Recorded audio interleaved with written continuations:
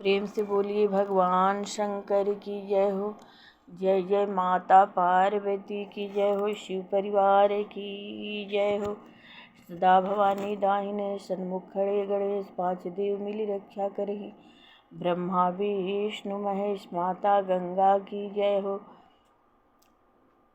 आज मैं आप लोगों को शिवरात्रि व्रत की कथा सुनाने जा रही हूँ। प्रेम से सुनिएगा।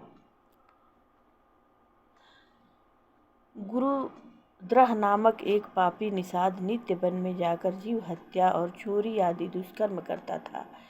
एक बार शिवरात्रि के दिन वह अपनी गर्भवती स्त्री के साथ भोजन की खोज में निकला, परंतु संयोगवश उसके हाथ कुछ न लगा। निराश होकर वह एक सरोवर के पास एक बेल के वृक्ष की आड़ में छुपकर इस आशा में बैठ गया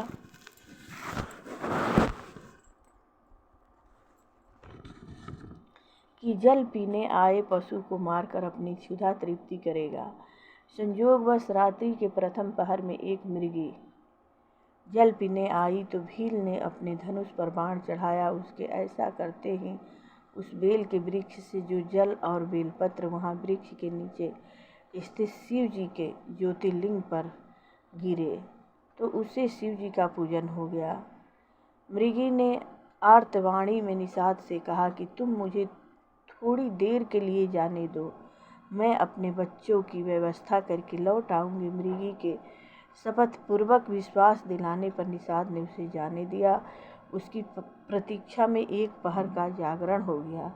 दूसरे पहर के आरंभ में उस मृगी को ढूंढती हुई उसकी बहन उस सरोवर पर आ गई। निषाद ने मृगी पर करने की ठानी, बाण चढ़ाया, उसे मारने को ठानी तो बाण के वृक्ष से टकराते जल और बेलपत्र वृक्ष के ज्योतिर्लिंग पर गिरे और इससे उसकी पूजा हो गई। इस मृगी को जब निषाद मारने लगा तो उसने भी आतुर वाणी में समय की मांग की और लौट आने का विश्वास पूर्वक वचन दिया। निषाद ने उसे भी अनुमति दे दी और उसकी प्रतीक्षा में उसके द्वितीय पहर का जागरण हो गया। तीसरे पहर मृगी को ढूंढता हुआ हिष्टपुष्ट मृग वहां आ पहुंचा। निषाद की उस बाण छोड़ने की चेष्टा में पुनः वृक्ष हिलने से ज्योतिर्लिंग पर जल और बेलपत्र गिर पड़े और इस प्रकार के तीसरे पहर का पूजन हो गया। मृगी ने भी कातर वाणी से निषाद से अपने बच्चों की व्यवस्था के लिए समय देने की मांग की और अपने लौट आने की सौगंध खाकर विश्वास दिलाया। उसकी प्रतीक्षा में निषाद का तृतीय पहर का जागरण हो गया। घर पहुंचने पर तीनों ने एक दूसरे को अपने एक जैसी कहानी सुनाई तो मृगी ने मृगियों को बच्चों के लालन पालन का दायित्व सौंप स्वयं निषाद के पास जाने की सोची। मृगियों ने वैद्य को असहाय दुख बताते हुए स्वयं भी साथ चलने का आग्रह किया। इधर बच्चे भी माता पिता के पीछे चलते हुए पहुंच गए। चतुर्थ पहर में निषाद ने धनुष पर बाण चढ़ाया। उसकी इस चेष्टा में से स्वतः ही जल और बेलपत्र शिव जी पर चढ़ने से चतुर्थ पूजा हो गई। इससे निषाद का पाप भस्म हो गया और उसे ज्ञान उदय हुआ, जिसके फलस्वरूप मृगी की सत्यनिष्ठा, वचनबद्धता तथा परोपकार परायणता को देखकर उसने मृगी की प्रशंसा करते हुए उन्हें मुक्त कर दिया। निषाद के इस जागरण पर प्रसन्न होकर शिव जी प्रकट हो गए और उससे वर मांगने का अनुरोध करने लगे। उस निषाद ने शिव जी की स्तुति करते लोक कल्याण के लिए उनसे वहाँ स्थित रहने का वरदान मांगा, जिसे शिव जी ने तथास्तु कह दिया। तब से अर्बुदाचल पर्वत पर शिव जी व्याघ्रेश्वर नाम से स्थित हुए। इस प्रकार शिवरात्रि को अज्ञान से किया गया जागरण और पूजन साक्षात शिव जी का स्वरूप दर्शन कराता है। शिव जी के इन सभी दिव्य ज्योतिर्लिंगों का परिचय देने के उपरांत सूत जी ने ऋषियों से कहा कि ब्रह्मा विष्णु आदि देवता तो धर्म अर्थ काम त्रिवर्ग के ही दाता हैं। मोक्ष के प्रदाता तो एकमात्र ज्ञान स्वरूप अविनाशी साक्षी ज्ञान गम्य तथा स्वयं अद्वैत महादेव जी ही हैं। वे ही चारों सालोक्य सारूप्य तथा सानिध्य प्रकार की मुक्ति के प्रदाता है। शिव जी को सृष्टि के आदि में निर्गुण परमात्मा से सगुण शिव जी बनकर आविर्भूत हुए हैं।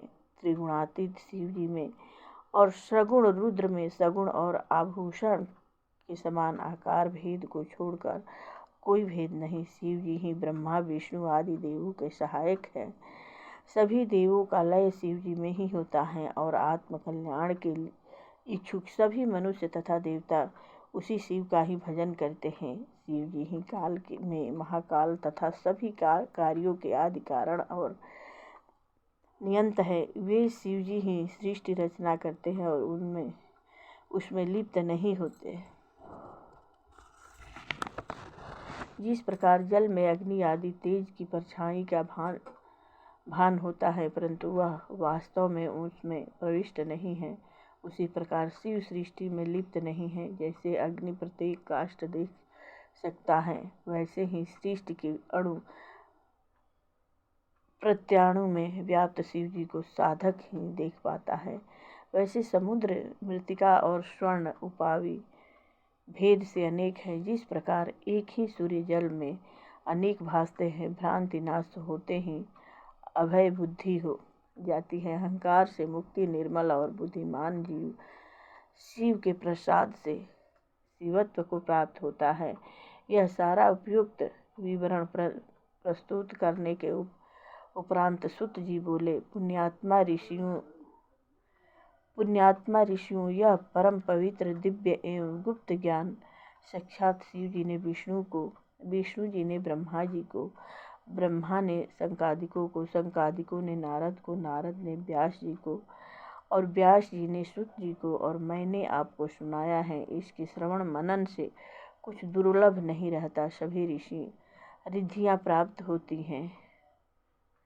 प्रेम से बोलिए भगवान शंकर की जय हो। जय जय मंगलमय भगवान की जय हो। जय जय भगवान भोलेनाथ की।